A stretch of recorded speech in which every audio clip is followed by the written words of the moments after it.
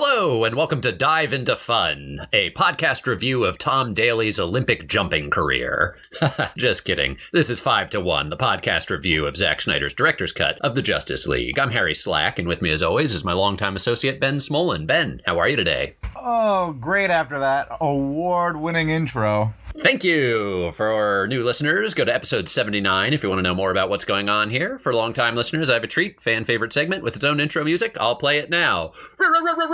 Remake.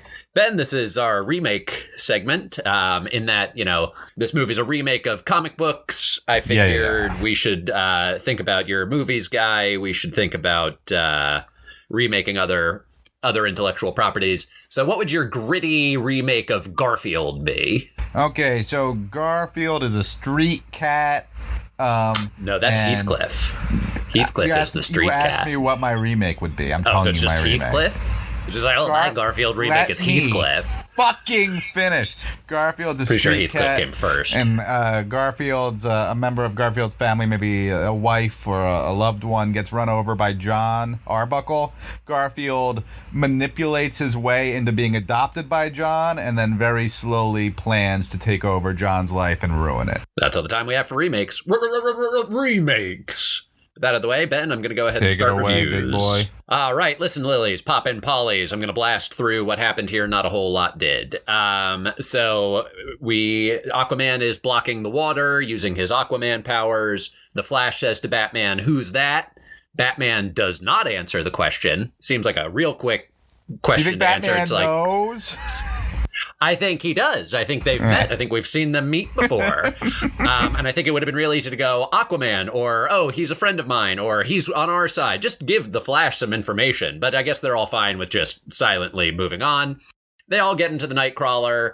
Aquaman can only hold the water for so long. Or on. Yep. They jab their spears onto the Nightcrawler so that they're holding on to it. Wonder Woman jumps in a way that is not physically possible onto the Nightcrawler. Yeah, she's a superhero. Yeah, it's just, come on, a little bit of, I don't know. That was just nonsense. The way that she moved in this scene was nonsense. A low point in the film for me. And that was the minute. A fine minute. We're just wrapping up the exposition. So I want to jump over to talking about the Suicide Squad for a second. Okay. I just read something that apparently Quentin Tarantino really liked the scene where Margot Robbie uses her feet to unlock her shackles. Here's my thing, and I have a very strong opinion. That absolutely unpleasant pervert like the foot scene. Who knew? Yes, and so this is why I'm bringing this up, is that I would like to live in a world where I never know what Quentin Tarantino thinks. Sure. About anything. I want all his movies gone. They're garbage. I think Pulp Fiction. I think Pulp Fiction's really good. Sure. I get that people like Pulp Fiction, and I'm not super fighting that. I just am like, it's not that good, and it's not worth Tarantino. I think Pulp Fiction is that good, but Tarantino is intolerable. Yeah. I would be willing to give up Pulp Fiction for never having to have somebody go, oh, well, this movie must be good. Quentin Tarantino likes it. It's like, no. Tarantino doesn't know how to make good movies. He's a bad man. What about Quentin Tarantino do you not like? I think the whole bit about just picking somebody you can kill and then enjoying the violence of them, I think it's anti-human. That's all my time. Go for it. You're out of time, but I want to hear more. So go deeper. So he did those series of revenge things, right? You start with Kill Bill, the Kill Bill, yeah. Your Inglourious Bastards, and then whatever, and a bunch of them. So. Sure. And he just uses these things as a way of reveling in human misery and violence. And it's like, oh, no, it's this cool thing. It's edgy. It's like, no. Violence is bad, and we shouldn't enjoy it. Yeah.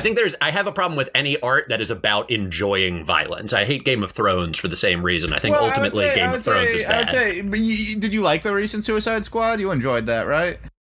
I did, but I didn't like the violence scenes. Yeah, I was about to say, that movie is based off of cartoonish violence. Yes, but I think why the Suicide Squad gets gets a bit of a pass for me is that the heart of that is the rat catcher thing of like, oh, even if the lowliest creatures have meaning, it's like there's something about redemption that's happening in the Suicide Squad that doesn't happen in Tarantino things. Tarantino's just about violent. I think we can all agree delights. that Quentin Tarantino is a bizarre creep of a man. Yeah, very good friends with Harvey Weinstein. Let's never forget that.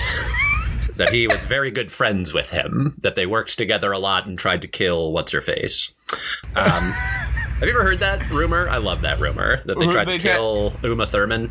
Well, they didn't try to kill her. She just had a bad accident, right? A bad accident on the set of a movie being produced by Harvey Weinstein in the midst of a negotiation contract. I don't know. My point I think they're bad people. I thought you were going to talk a lot about Justice League, like, in general. After our episode yesterday, Harry's like, I think I'm ready to, like, give a summation on, like, my thoughts on the film seriously. And today you come in full guns blazing about how you hate Quentin Tarantino. Well, I gotta tell you, I just saw a tweet and it sent me off. I'm like, I don't give a shit what Tarantino likes. He's not good. He likes feet.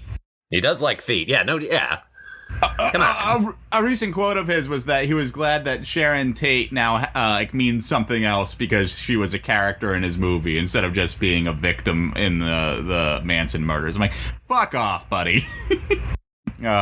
Anyways, this minute was nothing. Aquaman stopped the water for 3 seconds. I'm glad he was there to stop the water for 3 seconds. That's all the time we have for reviews today. If you enjoyed this podcast, please take the time to subscribe, rate, review, or otherwise support this project. Every second counts. You had to get that sword in the hand, 3 seconds of water. Every second counts, Ben. Up next is minute 127 of 242 of the Zack Snyder Justice Director Cut of Justice. Follow us on Twitter at 5to1podca1. Email us at alertthequeen@gmail.com. We love you with all our heart, and goodbye.